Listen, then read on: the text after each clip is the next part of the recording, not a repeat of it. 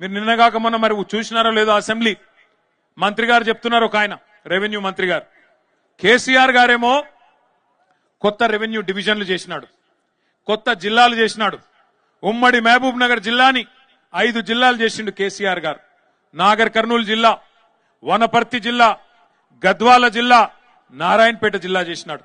మీరందరూ నారాయణపేటోళ్ళు, గద్వాలోళ్ళు, కొల్లాపూరోళ్ళు, అచ్చంపేటోళ్ళు మీరు మహబూబ్ నగర్ దాకా వచ్చేది ఎందుకు? మీ దగ్గరికే కలెక్టర్ను, ఎస్పీని తీసుకొస్తా, జిల్లా అధికారులను మీ దగ్గర కూర్చోబెడతా, ఇంత దూరం మీరు వచ్చేది ఏందని చెప్పి ఎక్కడికక్కడ జిల్లాలు ఏర్పాటు చేసినాడు.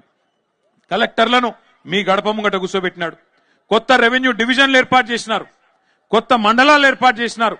ఈ జిల్లాలో ఉండే మా లంబాడా సోదరులు, మా గిరిజన సోదరులు మీ ఆకాంక్ష నెరవేరుస్తూ తాండాలను గ్రామ పంచాయతీలు చేసిండు కేసీఆర్.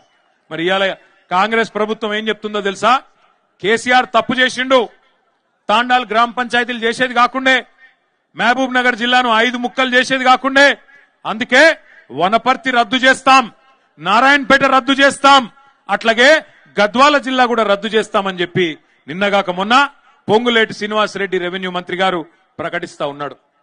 శాస్త్రీయంగా చేయలేదు, వీటన్నిటిని తీసేస్తామంటున్నాడు. మరి తీసేస్తే నారాయణపేట లూకుంటారా? గద్వాలో లూకుంటారా?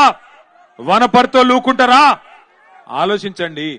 కలెక్టర్లను మీ గడప దగ్గర తీసుకొచ్చి కేసీఆర్ కూర్చోబెడితే కాదు ఇవన్నీ ఎత్తేస్తాం అని చెప్పి అలా రేవంత్ రెడ్డి మాట్లాడుతుంటే చూస్తా ఊరుకుందామా? ఆలోచన చేయండి.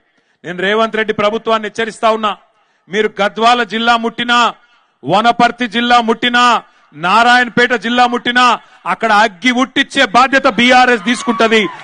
అక్కడే ఉద్యమాలకు కూడా శ్రీకారం చుడతామని చెప్పి కూడా హెచ్చరిస్తా ఉన్నా. పిచ్చి పొరపాట్లు చేయకండి. నీకు అధికారం ఇచ్చింది నీ అడ్డమైన అబద్ధపు హామీలను చూసి మోసపోయి ప్రజలు అవకాశం ఇచ్చినారు. నీకు చేతనైతే ఇచ్చిన హామీలు నెరవేర్చు.